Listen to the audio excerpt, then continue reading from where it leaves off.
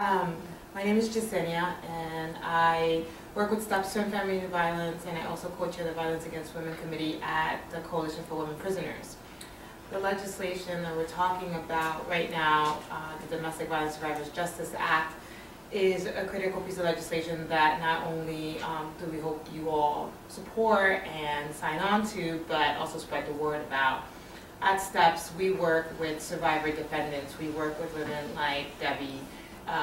These cases aren't rare. There wouldn't be an agency working on these cases, working on over 100 cases a year if these kinds of cases were rare. One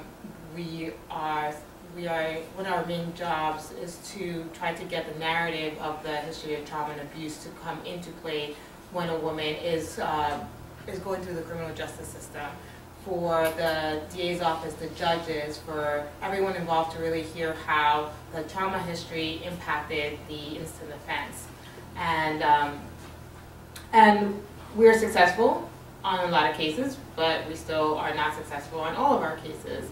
And so sometimes we cannot get some of the information in, and sometimes we get the information in and women still do time, are still convicted, still plead to charges.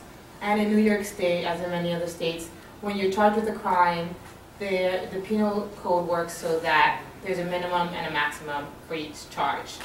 You can't deviate from that, and if you are charged with an assault case and you're a survivor of domestic violence and you were defending yourself, or if you were the perpetrator who was charged with an assault case, you're both looking at the same minimum and maximum time. There's no mitigating circumstances, there's nothing about the trauma history that goes into play, and what we want to do is we want to change that in New York State. The Domestic Violence Survivors Justice Act, what it does is it says, hey, let's slow down a little bit. The mitigating circumstances of her trauma history has something to do with why she's in the criminal justice system right now, and it should be looked at. And judges should have discretion about sentencing right now for domestic violence survivors. Right now, there's not really much of a balance. There's a lot of the cards are held by the district attorney's office. They offer the pleas.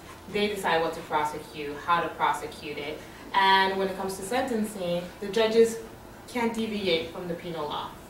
We're saying they should be able to. They're the neutral arbiter of the law, and they should be able to say, I think that if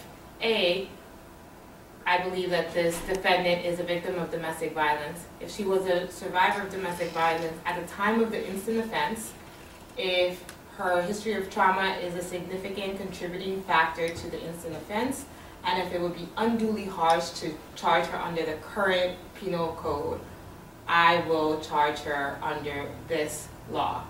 And what the law does is that it significantly reduces the amount of time a woman would do in prison. She can be diverted to an alternative to incarceration program, and she can have sentences of probation on cases that right now under the law she wouldn't be able to. So what we're trying to do is keep women out of prison who are survivors of domestic violence.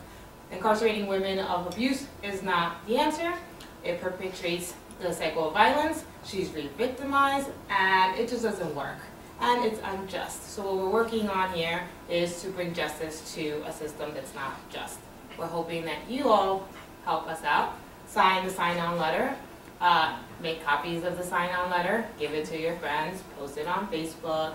Go to the dvsurvivorsjusticeact.org website. You can then post it. You can put in and talk about coming to this film and saying how it impacted you. You can send the link to your friends. Ask them to please join on to the campaign. Right now we have 90 organizations who have supported the legislation. We have 13 legislators in the Assembly, 13 in the Senate who are co-sponsoring the bill. In January, we're going up to Albany and we're going to be advocating for this bill to be passed into law. We introduced it last year. When we saw Yoav's film, we said, whoa, brilliant. Like, this is exactly the kind of tool we need to explain what we're doing.